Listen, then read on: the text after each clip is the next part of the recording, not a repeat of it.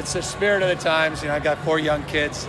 The youngest is 2, the oldest is 9, and you know, it's not lost on any of you following the campaign that my priority was families, children.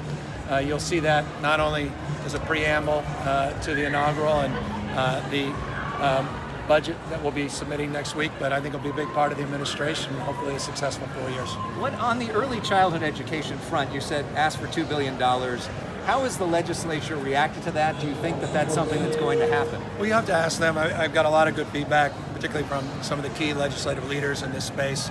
Very pleased, including the budget chair who reached out to me last night. Looking forward to talking more about the details of the plan. Look, we're in a very good position this year, but I want to underscore this year.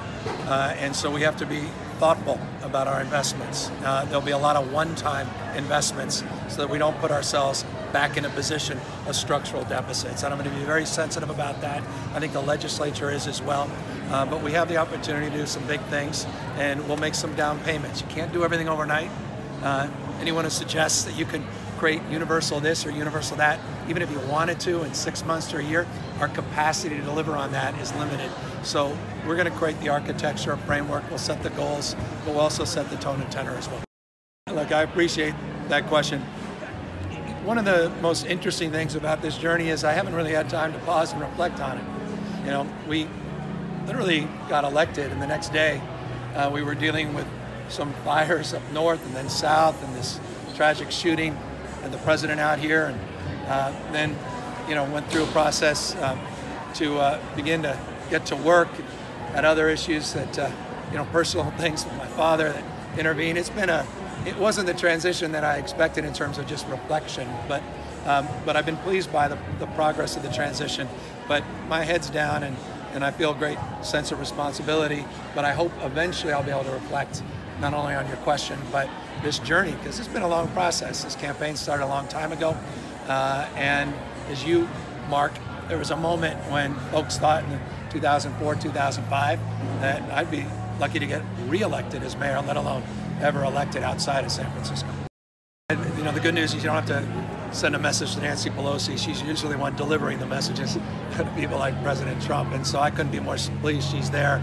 No one will be more assertive or more forceful to have the backs of Californians than Speaker Nancy Pelosi. She's been there, she's got the experience, and she's got the character, and I'm looking forward to working very collaboratively and closely with her. One of the great advantages of being a former San Francisco mayor with a former speaker from San Francisco is a lifetime relationship with Nancy Pelosi, and now an opportunity to really partner with this state on our collective agenda, not just resisting, but being that positive alternative. I think this shutdown, they'll come to their senses sooner than later, as I think the reality of this is beginning to unfold.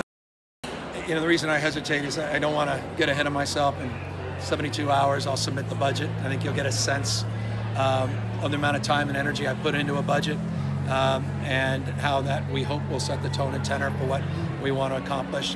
The budget, I will say, is a very flexible document, because as I was quite literally putting the budget to the printer, the stock market fluctuations took shape. So I'm not naive about the ability to be very iterative and make sure that we're addressing in real-time changing circumstances, and we'll have the chance to do that in collaboration with the legislature through the May revise.